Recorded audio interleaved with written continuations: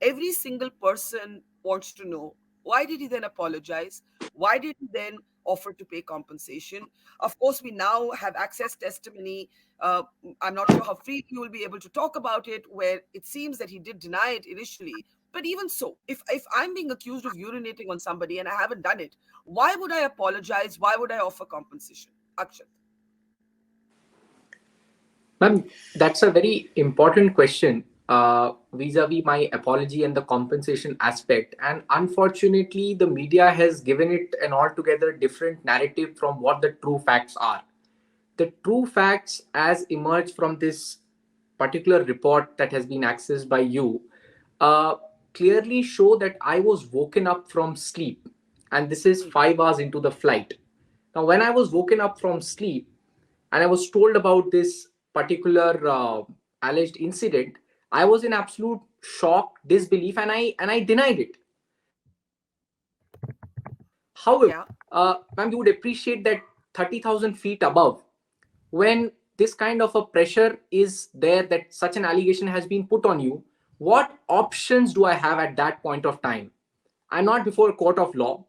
I have a family to take care of. I have a young daughter, and suddenly 2 3 cabin crew are saying that this is what is being alleged, sir. What do you have to say about it?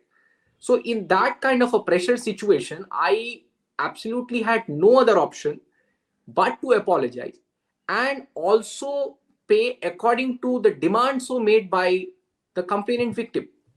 Because ma'am, it is important to read through this particular report. It clearly says that when this was accepted is only when things were But he could closed. have And claimed as innocent. Akshat, he could have said, like he did say, I have no memory yes, of this happening. He could have right. just stuck to that, right? He could have just stuck to that. Why didn't he stick to it?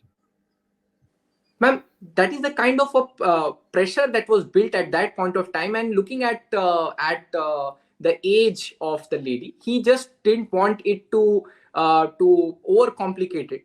He apologized in all sincerity. Ma'am, it's extremely unfortunate that a man's good behavior, his bona fide conduct, is being misconstrued as an admission of guilt. This is by no stretch of imagination an admission of guilt.